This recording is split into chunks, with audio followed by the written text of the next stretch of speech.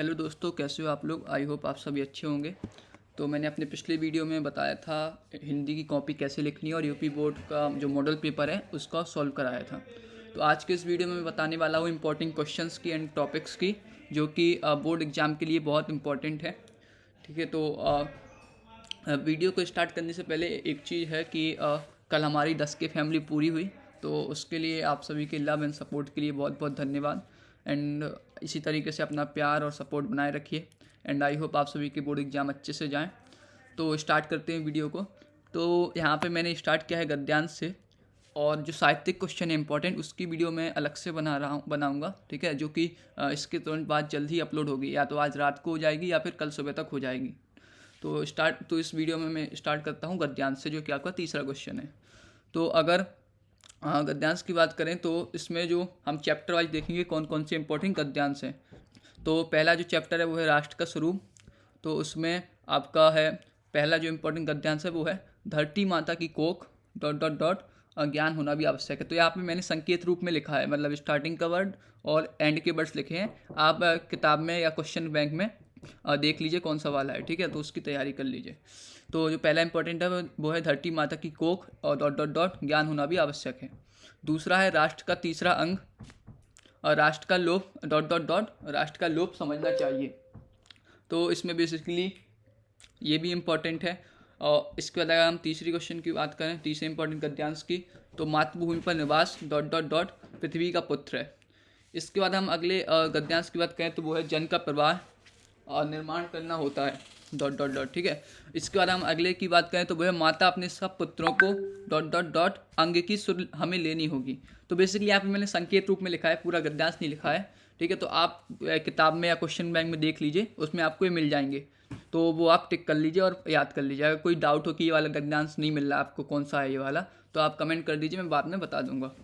तो ये आपके पहले चैप्टर के 5 इंपॉर्टेंट गद्यांश हैं जिनके बोर्ड एग्जाम में आने के चांसेस ज़्यादा हैं। इसके बाद अगर मैं बात करूँ दूसरे चैप्टर की, तो वो है अशोक के फूल, जिसमें पहला जो इम्पोर्टेंट गद्यांश है वो है कहते हैं दुनिया बड़ी भुलक्कर डॉट डॉट डॉट अखाड़ा ही तो है। दूसरा इंपॉर्टेंट गद्यांश है वो है अशोक का वृक्ष जितना भी मनोहर हो डॉट डॉट डॉट अशोक पीछे छूट गया। तीसरा इंपॉर्टेंट है अशोक वृक्ष की पूजा इन्हीं गंधर्वों डॉट डॉट डॉट कर दिया करती थी। चौथा इंपॉर्टेंट है अशोक को जो सम्मान Kalidas dot dot dot dot फूट उठता था। तो ये आपके दूसरे चैप्टर में 4 इंपॉर्टेंट गद्यांश हैं।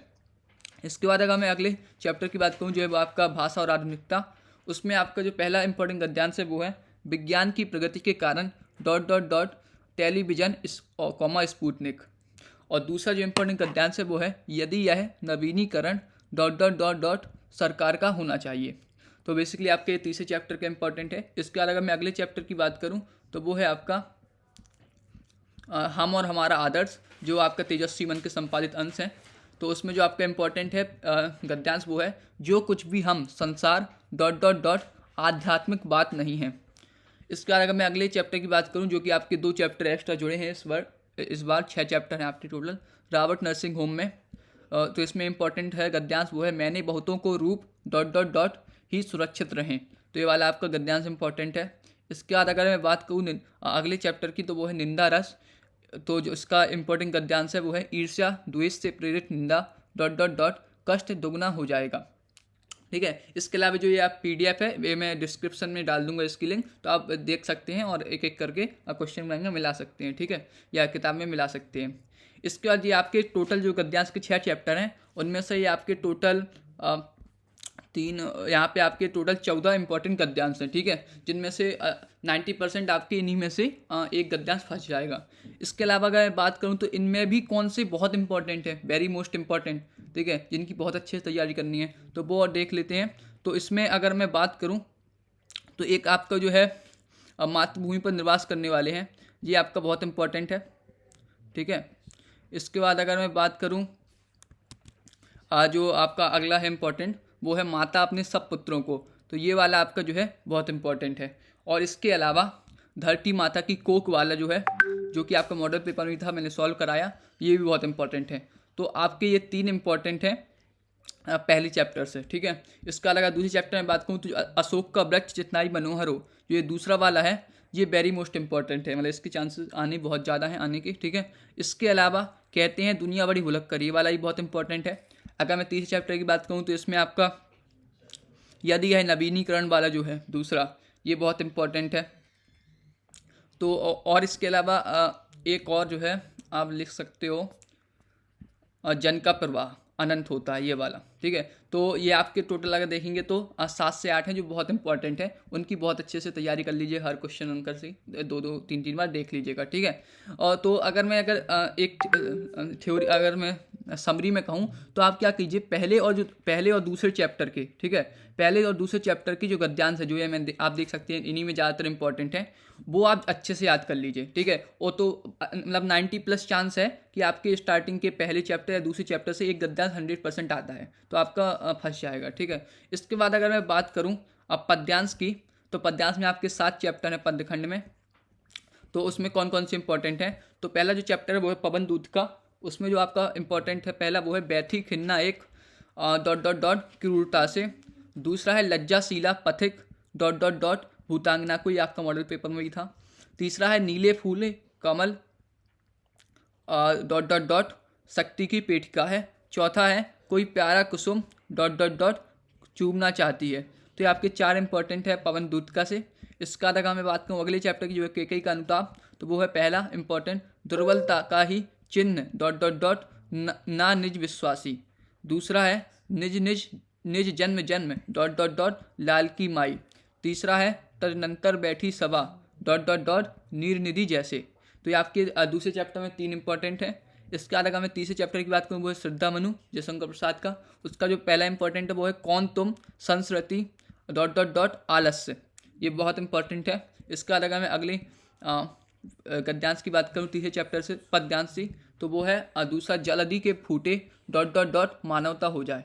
इसके बाद अगर मैं अगले की बात करूँ तो वो है समर्पण लो सेवा का सार डॉट डॉट डॉट सुंदर खेल। तो ये आपके 3 इंपॉर्टेंट पद्यांश हैं तीसरे चैप्टर से।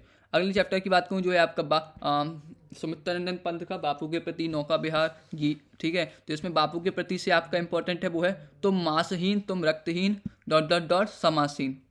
और नौका विहार से जो इंपॉर्टेंट है वो है ज्यों ज्यों लगती है नाव डॉट डॉट डॉट मुझको अमृत दान।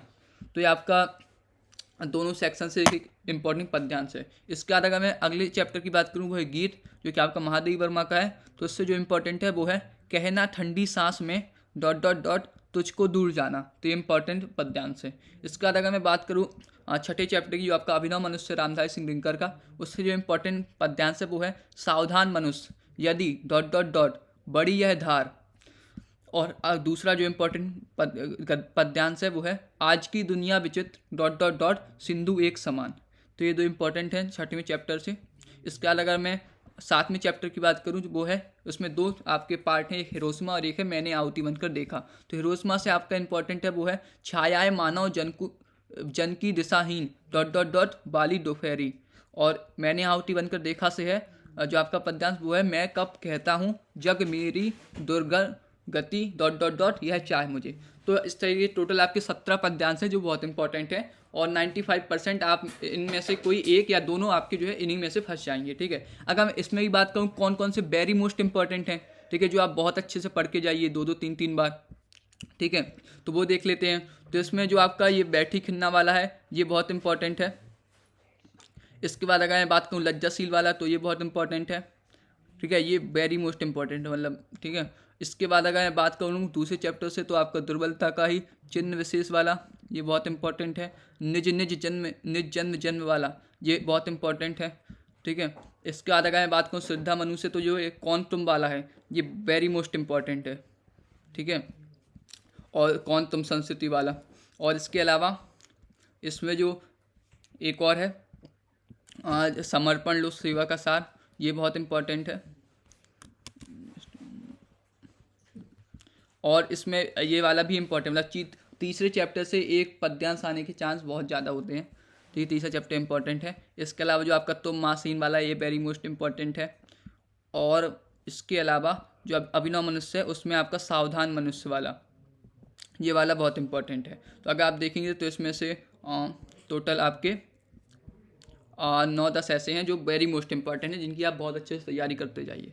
करके जाइए, ठीक है। तो इसमें भी वही सेम चीज़ है, आप जो है पहले चैप्टर के अगर आप देखेंगे तो आपके जो पहले 3 चैप्टर हैं, श्रद्धा मनु, पवन दूत का और केकई का अंताप, इन तीनों में से ही मतलब 95% है कि कोई एक आपका आ जाएगा पद्यांश, इन तीनों चैप्टर से कोई एक पद्यांश आपका मतलब हर सेट में आ जाएगा। तो इन 3 चैप्टर्स की बहुत अच्छे से कर लीजिए तैयारी, ठीक है। इसके बाद अगर मैं बात करूँ पद्यांश के बाद जो आपका अगला क्वेश्चन आता है वो आता है जीवन परिचय का। तो कौन कौन से इंपॉर्टेंट जीवन परिचय हैं? तो जीवन परिचय में 2 हैं आपके, गद्य और पद्य। तो अगर गद्य में देखेंगे तो आपके 6 चैप्टर हैं बेसिकली।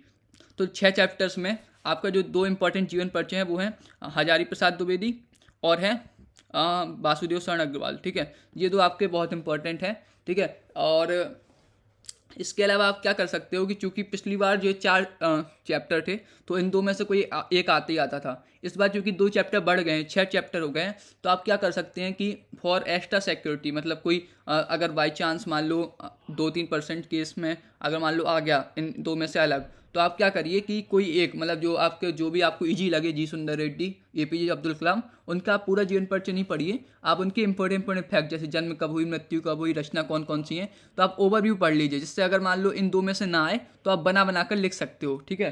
पेपर में ऐसा नहीं आप ब्लैंक हो जाओ, तो इसलिए ये 2 अच्छे से याद कर लीजिए, इन 2 में से 90% आ जाएगा और आप एक किसी का इंपॉर्टेंट फैक्ट्स याद कर लीजिए। पद्य में अगर बात करूँ तो आपके 7 चैप्टर हैं, तो आप जो है जयशंकर प्रसाद का याद कर लीजिए, बहुत इंपॉर्टेंट है, ठीक है। महादेवी वर्मा या रामधारी सिंह दिनकर में से जिसका भी आपको इजीली याद हो जाए वो आप याद कर लीजिए। इसके बाद अगर मैं बात करूँ समुद्रनंदन पंत, तो इनका याद कर लीजिए, बहुत इंपॉर्टेंट है। तो बेसिकली अगर आप देखेंगे तो या तो आप जयशंकर प्रसाद महादेवी वर्मा या समुद्रनंदन पंत का याद कर लीजिए, या जयशंकर प्रसाद रामधारी सिंह दिनकर और समुद्रनंदन पंत का कर लीजिए, ठीक है।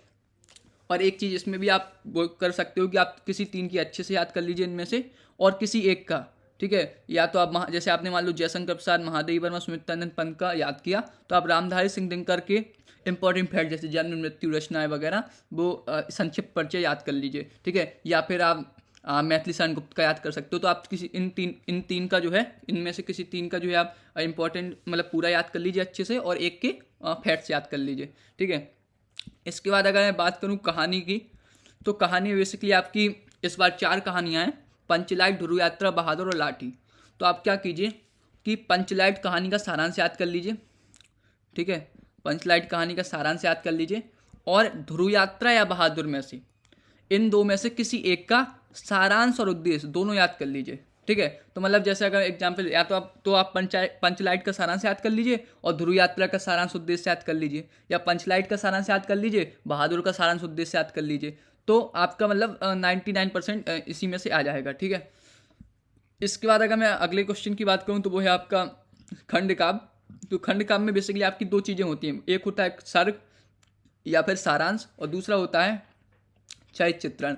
तो आप क्या कीजिए कि चूंकि सर्ग जो है, सर्ग मतलब जैसे खंड काव्य में बेसिकली 7-8 सर्ग होते हैं और सारांश बहुत लंबा होता है, तो उसको याद करने में थोड़ा प्रॉब्लम होती है। तो आप क्या करिए, चरित्र चित्रण याद कर लीजिए। तो आप जो है एक नायक का चरित्र चित्रण याद कर लीजिए, ठीक है, और एक सहपात्र का। सहपात्र मतलब जो है अगर मैं इंग्लिश में बोलूँ सपोर्टिंग हीरो, जैसे श्रवण कुमार खंड काव्य है तो आप जो है श्रवण कुमार का याद कर लीजिए और राजा दशरथ का याद कर लीजिए। तो आप बेसिकली 2 चरित्र चित्रण याद कर लीजिए, आपका एक 100% फंस जाएगा, ठीक है। तो आप जो नायक का याद कर लीजिए, मेन जो रोल है जिसका, और एक सपोर्टिंग रोल का याद कर लीजिए चरित्र चित्रण, एक फंस जाएगा, ठीक है। आपको सर्ग याद करने की जरूरत नहीं है। इसके बाद अगर मैं बात करूँ संस्कृत खंड की, तो इसमें आपके बेसिकली 2 सेक्शन है, गद्यांश और पद्यांश। और इसमें अगर आप देखेंगे टोटल 7 चैप्टर हैं। तो गद्यांश में बेसिकली आपके 6 चैप्टर से आता है, ठीक है। तो इसमें कौन कौन से इंपॉर्टेंट गद्यांश है वो देखते हैं। तो पहला तो आपका जो चैप्टर है वो है इंपॉर्टेंट, वो है संस्कृत भाषा या महत्तम। इसमें आपके बेसिकली 3 इंपॉर्टेंट संस्कृत गद्यांश है। पहला है धन्यो अहम धन्यो अयम भारत देशम यत्र समूल्य सती ... भाषा तत्व विद्वी। तो ये आपका इंपॉर्टेंट है। इसका दूसरा जो इंपॉर्टेंट है वो है संस्कृत साहित्यम सुरसम ... सजायन्ते। तीसरा इंपॉर्टेंट है संस्कृत साहित्यस्य आदि कवि ... गीर्वाण भारती इति। तो आपके 3 इंपॉर्टेंट हैं, ठीक है। और इसके बाद अगर मैं बात करूँ अगले चैप्टर की, वो है महामना मालवीय। इसमें आपके जो इंपॉर्टेंट है वो है महापुरुषा लौकिक प्रलोभनेषु ... नात्यज्यत। दूसरा इंपॉर्टेंट है महामना विद्वान बत्ता ... एवासीत। तीसरा इंपॉर्टेंट है हिंदी संस्कृत आंग्ल भाषासु डॉट डॉट डॉट अभिधातुम आरब्धवंता। तो ये आपके 3 इंपॉर्टेंट है महामना मालवीय से गद्यांश। इसका अगर मैं अगले चैप्टर की बात करूँ वो है पंचशील सिद्धांत। तो इसमें आपका इंपॉर्टेंट है एक गद्यांश जो है पंचशील मिति डॉट डॉट डॉट गृहीतवंता, या फिर बौद्ध योगे इमे सिद्धांता डॉट डॉट गृहीतवंता। बेसिकली ये दोनों एक ही चीज़ है। इसमें बेसिकली क्या है, इसमें एक लाइन एक्स्ट्रा है और दोनों में पैराग्राफ सेम है, गद्यांश सेम है, इसमें 1-2 लाइन एक्स्ट्रा होंगी, ठीक है। तो ये दोनों एक ही चीज़ है। इसके बाद अगर मैं बात करूँ अगले चैप्टर की तो वो है आपका आत्मज्ञ यो सर्वज्ञ। तो इसमें है याज्ञवल्क्य उवाच न वा अरे डॉट डॉट डॉट प्रियम भवती, ये वाला गद्यांश इंपॉर्टेंट है। जातक कथा में आपका हंस राजा आत्मनः डॉट डॉट डॉट स्वयं दास्यामी, ये वाला गद्यांश इंपॉर्टेंट है। तो इस तरीके से आपके अगर देखेंगे तो कुल मिलाकर 9-10 गद्यांश हैं जो आपके इंपॉर्टेंट है। इसमें भी अगर मैं कहूँ कौन कौन से वेरी इंपॉर्टेंट मोस्ट इंपॉर्टेंट है, तो अगर पहले मैं चैप्टर वाइज कहूँ तो आपका जो ये संस्कृत भाषा या महत्तम है, ये वाला चैप्टर है, इससे बेसिकली मतलब 90% ज़्यादातर सेटों में एक गद्यांश कम से कम एक गद्यांश पूछता है, ठीक है। ये वाला बहुत इंपॉर्टेंट है। और जो दूसरा है महामना मालवीय, ये वाला चैप्टर बहुत इंपॉर्टेंट है, इससे भी एक गद्यांश पूछता है, ठीक है। तो इनमें भी तो अगर मैं बात करूँ कौन से बहुत इंपॉर्टेंट है, तो एक तो आपका एक धन्यवायम वाला बहुत इंपॉर्टेंट है। इसके बाद आपका जो है दूसरा संस्कृत वाला बहुत इंपॉर्टेंट है। और यहाँ पे अगर मैं बात करूँ तो महामना विद्वान वक्ता, ये वाला आपका मॉडल पेपर में भी था, ठीक है। और महापुरुषा लौकिक प्रलोभनेसु, ये वाला बहुत इंपॉर्टेंट। पंचशील सिद्धांत से ये वाला जो आपका है बौद्ध युग वाला, ये वाला बहुत इंपॉर्टेंट है, ठीक है। ये आ जाता है कई बार। तो बेसिकली अगर आप देखेंगे तो आप जो है आज 5 से 6 ऐसे हैं जो गद्यांश जिनके आने के चांसेस बहुत ज़्यादा हैं, तो आप वो अच्छे से याद कर लीजिए। या फिर आप क्या कर सकते हो, इन 2 चैप्टर्स के जो ये 6 हैं गद्यांश संस्कृत भाषा महत्तम महामना मालवीय के, ये याद कर लीजिए। 99% एक फंस जाएगा। इसके बाद अगर मैं बात करूँ आगे तो वो है आपका पद्यांश। पद्यांश में आपके बेसिकली एक चैप्टर है, मतलब सुभाषित रत्नानी, जिसमें श्लोक वगैरह हैं, उसी से आएगा। और 1-2 चैप्टर और है जिसमें आपका 1-2 श्लोक हैं, ठीक है। तो बेसिकली आप सुभाषित रत्नानी के इंपॉर्टेंट पद्यांश पढ़ लीजिए, सारे पद्यांश श्लोक उनमें से आ जाता है। सुभाषित रत्नानी से या तो दोनों पद्यांश आते हैं या एक तो आती आता है। तो इसमें कौन कौन से इंपॉर्टेंट हैं, तो इसमें है भाषासु मुख्या मधुरा डॉट डॉट डॉट सुभाषितम, ये वाला इंपॉर्टेंट श्लोक है। दूसरा काव्यशास्त्र विनोदीन डॉट डॉट डॉट कलहेन बा। तीसरा है परोक्षे डॉट डॉट डॉट पयोमुखम, ये वाला आपका जो है मॉडल पेपर में भी आया था। इसका अगर मैं बात करूँ अगला तो वो है वज्रादपि डॉट डॉट डॉट विज्ञातु मरहति, तो ये वाला आपका बहुत इंपॉर्टेंट है। इसके बाद अगर बात करूँ तो अगला है उदेति डॉट डॉट डॉट महतामे रूपता। और इसके बाद मैं बात करूँ तो वो है विद्या विवादाय डॉट डॉट डॉट रक्षणाय। अगला है ना चौरहार्यम डॉट डॉट डॉट सर्वधनम प्रधानम। अगला है निंदंतु नीति निपुणा और डॉट डॉट डॉट धीरा। अगला है जल बिंदु निपातिन डॉट डॉट डॉट धनस्या। तो बेसिकली आपके 9 इंपॉर्टेंट श्लोक हैं। इनमें भी अगर मैं बात करूँ कौन कौन से वेरी मोस्ट इंपॉर्टेंट है, तो एक ये भाषासु वाला बहुत इंपॉर्टेंट है, काव्यशास्त्र वाला बहुत इंपॉर्टेंट है, परोक्ष वाला बहुत इंपॉर्टेंट है, ठीक है। इसके बाद और अगर देखूँ तो मैं तो वज्रादपि वाला बहुत इंपॉर्टेंट है, ठीक है। तो ये बेसिकली अगर देखेंगे तो स्टार्टिंग के जो 4 से 5 हैं ये बहुत इंपॉर्टेंट है और विद्या विवादाय वाला इंपॉर्टेंट है। इनमें से आपका मतलब आ जाएगा, आप ये 9-10 याद कर लीजिए, इनमें से फंस जाएगा 99%। इसके बाद अगर मैं बात करूँ अगले क्वेश्चन की तो वो है आपका बेसिकली जो आपकी व्याकरण है। तो व्याकरण में वही है कि आप मतलब एक जो है प्रैक्टिस कर लीजिए आप जो क्वेश्चन बैंक से, ठीक है। जो आपके जो मुहावरे वगैरह हैं और जो भी मुहावरे हुआ और अनेक आर्टी शब्द हुआ, शब्दों सूक्ष्म अंतर, तो ये आप जो है मॉडल पेपर से जो एक्सरसाइज होती है उनसे प्रैक्टिस कर लीजिए। तो इसके बाद अगर मैं बात करूँ निबंध की, अगला जो इंपॉर्टेंट टॉपिक है जो हमको डाउट रहता है कौन कौन से पढ़ें कौन कौन से याद करें, तो वो है पहला है आपका मेरा प्रिय ग्रंथ रामचरितमानस, ठीक है, या इसके अलावा से पा सकता है मेरा प्रिय ग्रंथ। अगला इंपॉर्टेंट निबंध है वो है मेरा प्रिय कवि या मेरा प्रिय साहित्यकार। अगला इंपॉर्टेंट है वो है नई शिक्षा नीति। इसके बाद अगला इंपॉर्टेंट है वो है विद्यार्थी या छात्र जीवन में अनुशासन का महत्व। अगला जो इंपॉर्टेंट है बहुत वो है जनसंख्या वृद्धि कारण और निवारण। और अगला है इंपॉर्टेंट वो है आतंकवाद समस्या और समाधान। अगला इंपॉर्टेंट है वो है पर्यावरण प्रदूषण समस्या एवं समाधान। अगला इंपॉर्टेंट है भ्रष्टाचार समस्या एवं समाधान। इसके बाद अगला इंपॉर्टेंट है वो है भारत में रोजगारी की समस्या, जो कि आपका मॉडल पेपर में ही था, मैंने करवाया है। इसके बाद अगर मैं अगले इंपॉर्टेंट क्वेश्चन की बात निबंध की बात करूँ तो वो है महंगाई, समस्या और समाधान। इसके बाद अगर मैं अगले निबंध की बात करूँ तो वो है बेटी बचाओ बेटी पढ़ाओ। इसके बाद है विज्ञान वरदान या अभिशाप। इसके बाद है भारतीय कृषि या किसानों की समस्याएं, मतलब कृषि से रिलेटेड आ सकता है। इसके बाद वृक्षारोपण या वन संरक्षण का महत्व, या हो सकता है बड़ा पर्यावरण का महत्व, ठीक है। तो वन से रिलेटेड, पर्यावरण से रिलेटेड हो सकता है। इसके अलावा बात करूँ तो वो है आज़ादी का अमृत महोत्सव, और एक और है वो है कोरोना वायरस। तो इस तरीके से अगर आप देखेंगे तो 15-16 इंपॉर्टेंट निबंध है, ठीक है। इनमें भी अगर मैं देखूँ, अगर आप कहें तो 3 टाइप के बेसिकली मेन निबंध होते हैं। पहला जो होता है वो होता है साहित्य से रिलेटेड, कि जैसे मेरा प्रिय कवि है, ठीक है, मेरा प्रिय ग्रंथ है विद्यार्थी छात्र जीवन है। तो इससे रिलेटेड आपका एक, मतलब इस बेसिकली अगर मैं कहूँ तो आपके 4 से 5 ऑप्शन आते हैं निबंध में, ठीक है। तो आपका जो एक आता है वो आता है साहित्य से रिलेटेड, कि मेरा प्रिय कवि आया, मेरा प्रिय ग्रंथ या विद्यार्थी छात्र जीवन से रिलेटेड, ठीक है।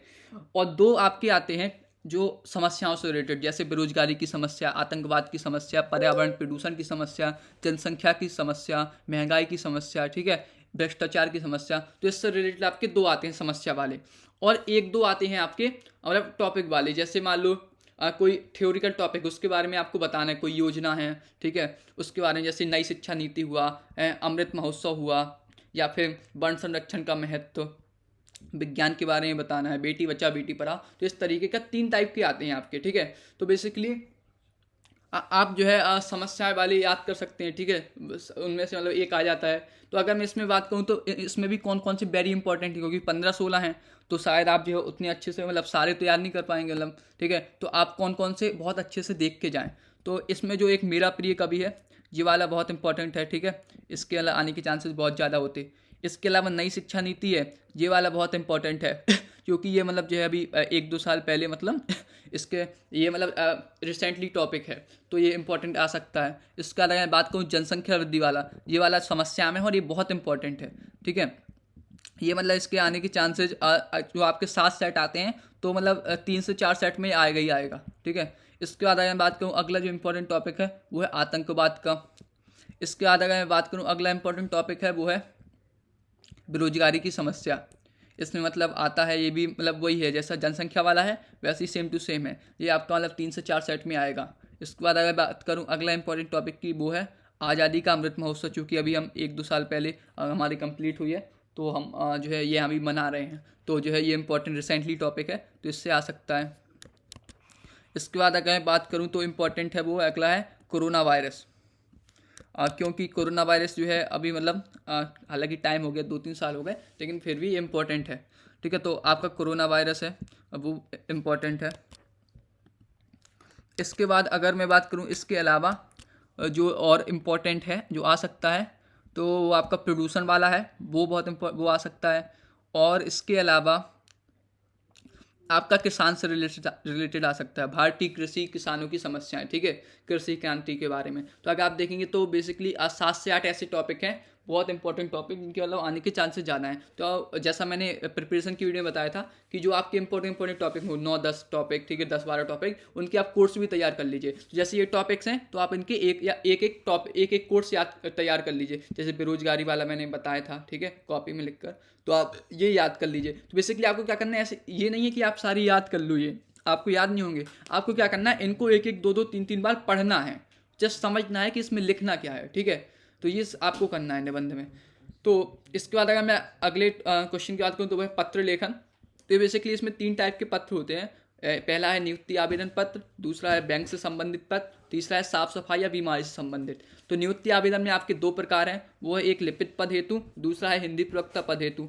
बैंक में आपके बेसिकली 2 टाइप के होते हैं, एक है ऋण प्राप्ति हेतु और दूसरा है खाता से रिलेटेड, खाता खुलवाना है, ठीक है, या फिर बैंक खाते को चालू करवाना है। और तीसरा है साफ सफाई से रिलेटेड, गंदगी से रिलेटेड, या कोई बीमारी फैल गई है उससे रिलेटेड, आपको जो है नगर पालिका को या जिलाधिकारी को लिखना है। तो इसमें कौन कौन से इंपॉर्टेंट है, तो एक जो ये आपका ऋण प्राप्ति हेतु है, ये आपका बहुत इंपॉर्टेंट है, ठीक है जो आपके ऋण प्राप्ति हेतु है, यहाँ पे मैं, तो ये आपका बहुत इंपॉर्टेंट, मतलब ये आपके 4 से 5 सेट में ही आएगा, तो ये आप अच्छे से तैयार कर लीजिए। इसके अलावा जो आपका ये हिंदी प्रवक्ता पद हेतु है, ये वाला बहुत इंपॉर्टेंट है, ये आपका 2 से 3 सेट में आएगा, तो आप इसका तैयार कर लीजिए। और एक आप साफ़ सफाई वाला तैयार कर लीजिए। तो आप ये 3 टाइप के तैयार कर लीजिए, इसमें से एक पक्का आ जाएगा, मोस्ट प्रोबेबली चांस है ऋण प्राप्ति का आ जाएगा। ठीक है, तो आप एक को इससे रिलेटेड कर लीजिए तैयार। ठीक है, तो इसके बाद अगर मैं बात करूँ अगले की, तो वो है अगली टॉपिक की, वो है रसचंद्र अलंकार। तो इसमें बेसिकली आपका रस की अगर मैं बात करूँ तो इसमें आपके सिलेबस में 5 रस हैं, हास्य रस, श्रृंगार रस, वीर रस, करुण रस, शांत रस। आपके 2 ऑप्शन में आते हैं। ठीक है, तो आपके प्रॉब्लली क्या कीजिए, आप इन 5 में से कोई भी 4 याद कर लीजिए। इन 5 में से आप कोई भी 4 याद कर लीजिए। तो आपका बेसिकली जस्ट कोई भी 4 याद कर लीजिए, तो आपका मतलब एक फंस जाएगा 100%। इसके अलावा जैसे अगर मान लो 4 याद नहीं हो रहे, तो आप इन तीन में से श्रृंगार हुआ, ठीक है, वीर हुआ, इन 3 को याद कर लीजिए। इनमें से मतलब 90% चांस इनमें से फंस जाएगा। ठीक है, तो ये 3 बहुत मोस्ट इंपॉर्टेंट है। इसके अलावा अगर मैं बात करूँ छंद की, तो छंद में आपके जो 4 चीज़ें हैं, दोहा, चौपाई, सोरठा और कुंडलिया। तो कुंडलिया का जो उदाहरण होता है वो थोड़ा सा मतलब हार्ड होता है, बड़ा भी होता है, तो आप कुंडलिया छोड़ दीजिए। जैसा कि मैंने बताया रस में, तो इसमें छंद में भी 2 ऑप्शन आते हैं, तो आप इन 4 में से दोहा को, चौपाई को और सोरठा को अच्छे से याद कर लीजिए।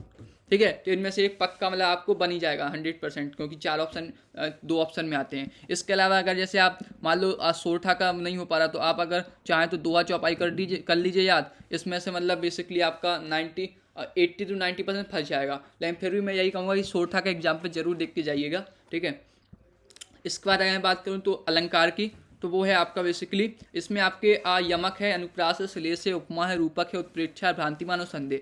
तो ये आपके बेसिकली 8 हैं सिलेबस में। तो आप जो है क्या कीजिए कि जो है जो आपके जो 6 यमक, अनुप्रास, श्लेष और उपमा, रूपक, उत्प्रेक्षा, इन 6 को आप याद कर लीजिए। मतलब अगर मैं बोलूँ तो आप जो है भ्रांतिमान और संदेह को छोड़ दीजिए। इसके एग्जाम्पल थोड़ा सा मतलब हार्ड होते हैं, तो आप इनको छोड़ दीजिए। इन 6 को याद कर लीजिए, इनमें से एक फंस जाएगा क्योंकि 2 ऑप्शन में आते हैं। ठीक है, इसके अलावा अगर आप चाहें तो इन 5 में से भी देख सकते हैं। ठीक है, ये 5 मतलब बहुत इंपॉर्टेंट है। अगर यमक, अनुप्रास, उपमा, रूपक और श्लेष, इसमें भी अगर मैं कहूँ और वेरी मोस्ट इंपॉर्टेंट कौन सा है, तो रूपमा आपका बहुत इंपॉर्टेंट है। ठीक है, और इसके अलावा आपका जो यमक है ये बहुत इंपॉर्टेंट है।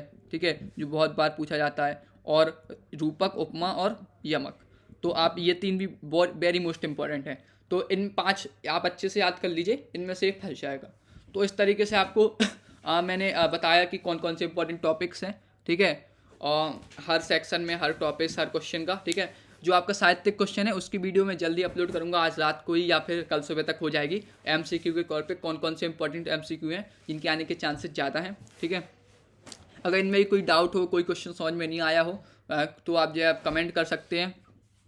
और इसके अलावा अदर सब्जेक्ट्स की कॉपी की वीडियो भी जल्दी अपलोड होगी। ठीक है, और हिंदी की मतलब कैसे तैयारी करनी है, तो उसकी एक पूरी मैंने प्लेलिस्ट बताई है। हिंदी की कॉपी कैसे लिखनी है उसकी मैं वीडियो डाल चुका हूँ, अगर नहीं देखी तो आप देख सकते हैं। और आप अपनी तैयारी अच्छे से करते रहिए, और अगर वीडियो पसंद आई तो लाइक कीजिए, दोस्तों के साथ शेयर कीजिए। Thank you very much and all the best.